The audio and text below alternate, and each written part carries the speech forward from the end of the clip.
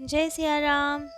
तो कल तक हमने अपने प्यारे कथा रसिक श्री सीताराम जी को श्रवण कराया कि किस तरह मीराबाई जी की भक्ति बढ़ रही है, उनके साथ साथ सबकी, भोजराज जी की, और जहाँ मंदिर में वे कीर्तन सत्संग करती हैं वहाँ सबकी भक्ति बढ़ रही है। साधु संग भी प्राप्त हो रहा है अब, और खूब आनंद है मीराबाई जी के जीवन में।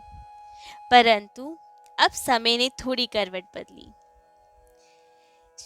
देश पे बार बार बाबर आक्रमण कर रहा था, जगह जगह से घुसपैठ करने की कोशिश कर रहा था। तब तो राणा सांगा ने युद्ध की तैयारी की और कहा कि इसको तो अब अच्छे से मजा चखाना पड़ेगा। लेकिन भोजराज जी ने कहा कि पिताजी, इस बार युद्ध पे आप ना जाएं, इस बार हमें आज्ञा दीजिए, हम जाएंगे युद्ध करने। राणा जी ने कहा कि नहीं, आप ना जाएं, हम ही जाएंगे इस बार। लेकिन भोजराज जी ने आग्रह किया कि इस बार हमें अनुमति दीजिए युद्ध की। तो भोजराज जी गए युद्ध लड़ने। मीराबाई जी से भेंट करके, खूब ठाकुर जी के दर्शन करके गए युद्ध लड़ने। खूब अच्छे से युद्ध लड़ा, खूब पराजित किया बाबर को। परंतु युद्ध के समय एक विषैला बाण इन्हें लग गया। उस समय अब बाण चलते थे तो आगे विष लगा दिया जाता था उनके, जिससे कि हल्का सा भी यदि वो टच भी हो, हल्का सा भी रक्त आए तो विष अंदर पहुंच जाए और वो घातक सिद्ध हो जाए। यही हुआ भोजराज जी के साथ। युद्ध में तो विजयी हो गए, लेकिन एक विषैला बाण हल्का सा लग गया, जिसके कारण शरीर में विष फैल गया और अब उसके कारण थोड़ी कमजोरी हुई और युद्ध में और भी घाव लग गए। युद्ध तो जीत गए पर जगह जगह घाव लग गए, अब विषैले बाण लग गए बहुत। तो अब युद्ध जीत के आए घर। राणा सांगा माँ सब ने खूब देखभाल करनी चाहिए, परंतु मीराबाई जी ने कहा कि इनकी देखभाल हम स्वयं करेंगे और अपने महल में ले गई। खूब प्रेम से उनकी सेवा की। आखिर भक्ति पथ के साथी थे भोजराज जी, इनके कारण ये इतनी भक्ति कर पा रही थी। भोजराज जी का बहुत बड़ा योगदान था इनकी भक्ति में भी, क्योंकि हर तरह से उनको सपोर्ट करते थे वे। तो इसलिए खूब सेवा की मीराबाई जी ने अपने मित्र की, भोजराज जी की खूब सहयोग किया और धीरे धीरे भोजराज जी स्वस्थ भी होने लगे, घाव भरने लगे। कई बार तो गिरधर लाल की सेवा भी अपनी दासी को सौंपती और भोजराज की सेवा स्वयं करती, क्योंकि ठाकुर जी के भक्त थे अब ये, इस नाते। परंतु अब एक बार की बात, शरद पूर्णिमा का दिन था, ठाकुर जी की सेवा होनी थी। उस दिन रासलीला की जाती है, तो ठाकुर जी की विशेष सेवा होती है। भोजराज जी ने कहा कि आप जाके ठाकुर सेवा कीजिए, आज तो शरद पूर्णिमा है, आप अपना उत्सव मनाएं। लेकिन मीराबाई जी ने कहा नहीं नहीं, उत्सव हो जाएगा बाद में, अभी आपकी सेवा ज़्यादा ज़रूरी है, आपका ठीक होना ज़रूरी है, आप स्वस्थ हो जाएं। भोजराज जी ने बहुत कहा, लेकिन मीराबाई जी नहीं मानी, खूब सेवा की। जब भोजराज जी थोड़ा विश्राम में गए, तब मीराबाई जी ने ठाकुर जी की सेवा की।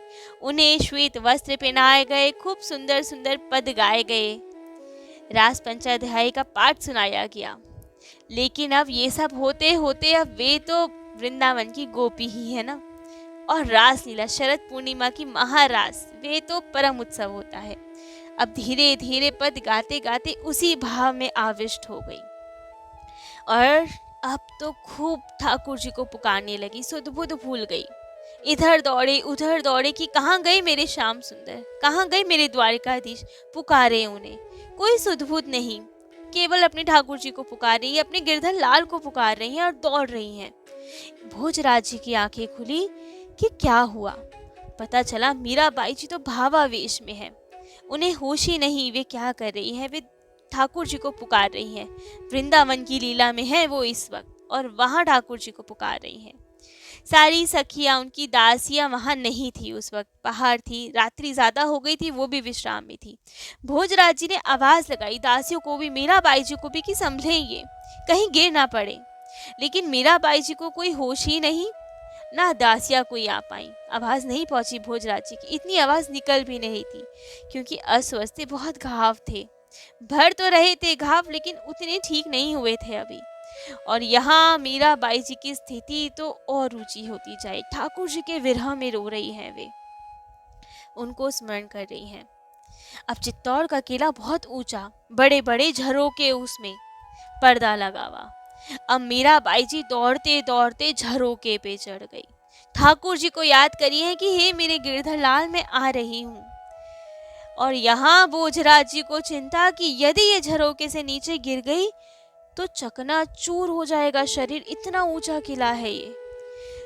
धीरे धीरे उठे, उन्होंने कोशिश की कि तकिया फेंके, कुछ करे जिससे कि वो रुक जाएं, लेकिन कुछ असर नहीं। मीराबाई जी को चेतना नहीं आई और झरोके के बिल्कुल समीप पहुंच के उस पे चढ़ गई। अब तो भोजराज जी से नहीं रहा गया, इतने झटके से तुरंत उठ के भागे और मीराबाई जी को पकड़ लिया। उन्हें गोद में उठाकर उन्हें शांत करके बिछाया। जल की छींटें दी गई उनके मुख पे, तब उन्हें चेतना आई। देखा कि क्या हुआ, और यहाँ तो भोजराज जी गिर पड़े, क्योंकि अब उनमें इतना सामर्थ्य नहीं था। जगह जगह घाव थे। इतनी तेज से उठने से, दौड़ने से, मीराबाई जी को लेकर आने से, उन्हें उठा के लाने से सब घाव हरे हो गए थे उनके। सब जगह से रक्त बह रहा था, सब पट्टियों में रक्त आ गया। मीराबाई जी की साड़ी में रक्त, उनके लहंगे में रक्त लग गया।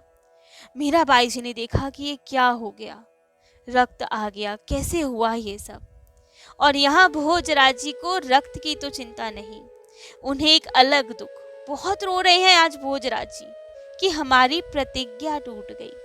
हमने तो प्रतिज्ञा की थी आपको स्पर्श नहीं करेंगे, लेकिन आज ठाकुर जी के साक्षी मानकर जो प्रतिज्ञा की, वो प्रतिज्ञा नहीं निभा पाया मैं, टूट गई प्रतिज्ञा। मीराबाई जी ने कहा कोई बात नहीं, कोई अपराध नहीं हुआ, आपने तो हमें बचाने के लिए किया ना, तो कोई दोष नहीं है।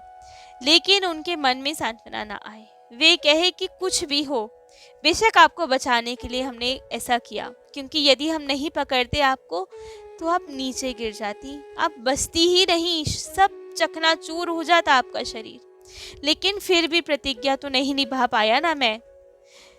बहुत दुखी कि हमारी प्रतिज्ञा टूट गई। मीराबाई जी ने बहुत समझाया कि कोई अंतर नहीं पड़ता, प्रतिज्ञा तो वैसी ही है। मित्र हैं आप, कोई बात नहीं, आपने गलत भाव से थोड़ी कुछ किया, आपने तो हमारी जान बचाने के लिए ही हमें पकड़ा ना, वरना तो हम मर चुके होते, अब तक जीवित नहीं होते। लेकिन भोजराज जी रोए जाएं और उनके घाव तो और रक्त बहे उसमें से। मीराबाई जी ने तुरंत पट्टी की, घाव सही किए, कोशिश की कि वापस सब ठीक हो जाए। लेकिन अब भोजराज जी को घावों से ज्यादा तो मानसिक पीड़ा, अपनी प्रतिज्ञा टूटने की। वैद्य को बुलाया गया, सब बातें पता चली सब घर वालों को कि कैसे घाव हरे हो गए। दोबारा दवाई दी गई सारी, दोबारा उपचार स्टार्ट हुआ। लेकिन अब भोजराज जी दवाई पाते ही नहीं, हाथ में तो ले लेते लेकिन पाते नहीं, क्योंकि मन में वो पीड़ा अपार कि मेरी प्रतिज्ञा टूट गई। ऐसे कैसा मैं क्षत्रिय हूँ जो अपनी प्रतिज्ञा ना निभा पाया, मेरे को तो जीने का अधिकार नहीं, क्योंकि प्रतिज्ञा नहीं निभा पाया मैं। जैसे कि राम जी कहते हैं, रघुकुल रीत सदा चली जा आई, प्राण जाए बरु वचन न जाए। वही इन्हें याद आ रहा है कि हम कैसे क्षत्रिय हैं, हमें प्राणों का त्याग कर देना चाहिए क्योंकि हम प्रतिज्ञा नहीं निभा पाए हैं। तो अब उनके मन में भारी पीड़ा। मीराबाई जी समझाती, सत्संग भी प्रदान करती, लेकिन इन्हें कुछ ना सूझे, कुछ ना समझ में आए। इन्हें केवल यही दुख कि हम अपनी प्रतिज्ञा नहीं निभा पाए हैं। तो अब वो घाव तो क्या ही भरते जब मन में इतनी पीड़ा। कमजोर होते जाए, अन्न जल का भी धीरे धीरे त्याग कर दिया, बहुत कमजोर हो गए, ना वो घाव भरे ना मन की पीड़ा भरे, दोनों से दुखी।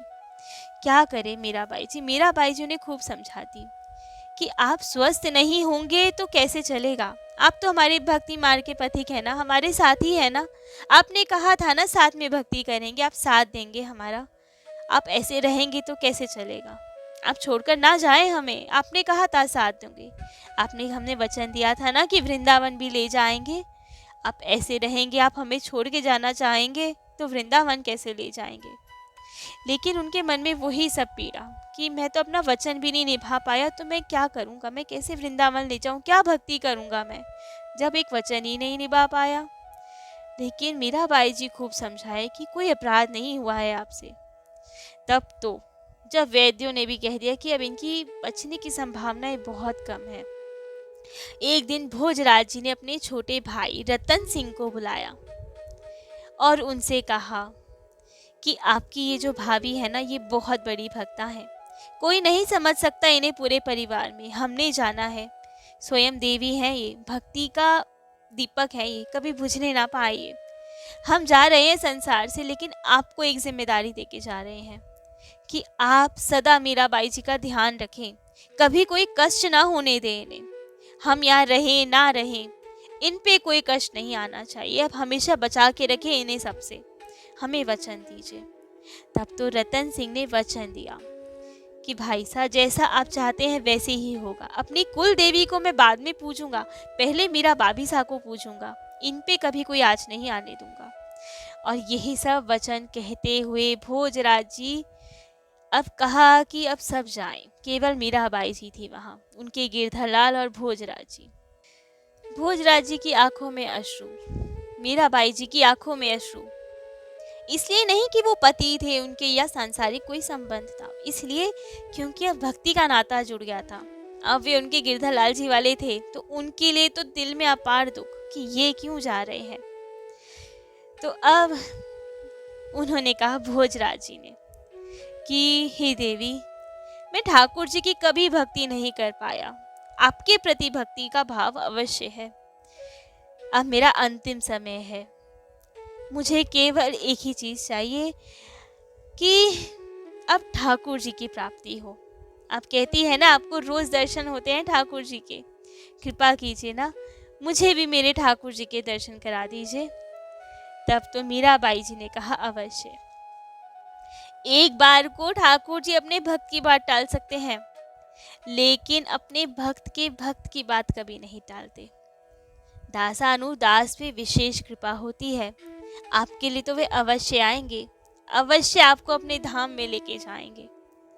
और ये बात तो बिल्कुल सत्य है, भक्त की जिस पे कृपा हो जाए ना, उस पे ठाकुर जी तो निश्चित कृपा करते हैं, उस पे पहले कृपा करते हैं। कितने ही चरित्र हम और सुन चुके हैं ना कि ठाकुर जी भक्त को बाद में मिले, लेकिन उनसे संबंध रखने वाले उन बाकी लोगों को जल्दी मिले।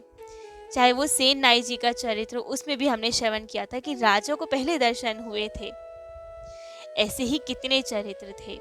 बड़ी जगह वाले पलटू दास जी के भी चरित्र में हमने श्रवण किया था कि वो बड़ी जगह वाले अयोध्या जी के बाबा, उनको बाद में दर्शन हुए, लेकिन पलटू दास जी को पहले दर्शन हुए। तो ऐसे हैं हमारे ठाकुर जी, दासानुदास पे विशेष कृपा करते हैं। तो आज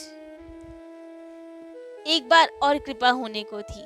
अब मीराबाई जी ने अपना तानपुरा संभाला, करताल उठाई, भोजराज जी का सर मीराबाई जी की गोद में। मीराबाई जी अब पद गा रही हैं, ठाकुर जी को बुला रही हैं कि ये मेरी भक्ति पथ के बहुत बड़े साथी रहे हैं, खूब सपोर्ट किया है इन्होंने मुझे, यदि ये ना होते तो बहुत मुश्किलें हो जाती भक्ति मार्ग में। तो अब आप आए, इन्हें दर्शन दे। और मीराबाई जी बुलाए तो ठाकुर जी कैसे ना आए। तो मीराबाई जी पद गा रही हैं, ठाकुर जी को बुला रही हैं, और वहाँ भोजराज जी ठाकुर जी की स्मरण में, उनकी स्मृति में मग्न, मीराबाई जी के सानिध्य में प्रसन्न कि मीराबाई जी कितनी बड़ी भक्ता है, हम कितने सौभाग्यशाली हैं जो ऐसी भक्ता की गोद में हमारा सिर है। वहाँ हमारे प्राण छूटने वाले हैं, अवश्य ही ठाकुर जी की प्राप्ति होगी। तो मीराबाई जी पद गा रही हैं, और यहाँ भोजराज जी के अंतिम शब्द उन्होंने जाते जाते कहा, फूल बरस रहे हैं, भगवान पधार रहे हैं। किसी को दिखाई नहीं दे रहा, लेकिन सबको केवल इतना दिखाई दे रहा है कि भोजराज जी ने अपने हाथ उठाए और कहा, प्रभु पधारे, प्रभु पधारे। मीराबाई जी और भोजराज जी, केवल इन दोनों को दर्शन हो रहे हैं कि द्वारिकाधीश जी आए हैं। भोजराज जी को अपने हृदय से लगाया उन्होंने और अपने साथ ले गए। शरीर तो यहाँ पड़ा रह गया, लेकिन जीवात्मा द्वारिकाधीश जी के साथ गई। अब तो मीराबाई जी भी रो पड़ी आज, क्योंकि भोजराज जी जो एक भक्ति पथ के उनके साथी थे, वे चले गए आज। तो अब सर्वत्र दुख छा गया। जैसे ही पूरे घर, समाज, राज्य को पता चला कि उनके राजकुमार नहीं रहे, बहुत दुख हुआ। सब जगह रुदन छा गया। मीराबाई जी का धीरे धीरे सब बाहरी सहारे छूटते जा रहे हैं।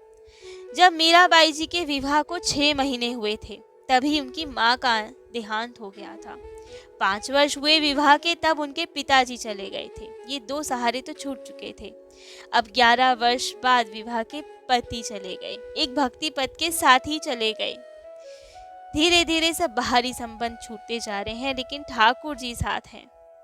अब भोजराज जी के शरीर को स्नान कराया गया। मीराबाई जी ने उन्हें नई कंठी पहनाई, तिलक लगाया गोपी चंदन से, ठाकुर जी का पीताम्बर उड़ाया और अंतिम संस्कार के लिए उन्हें ले जाया गया। तब अब कैसी रहती है स्थिति? अब भोजराज जी नहीं रहे। बहुत बड़ा स्तंभ, बहुत बड़े रक्षक जो मीराबाई जी को बचाते रहते थे इस भौतिक संसार में।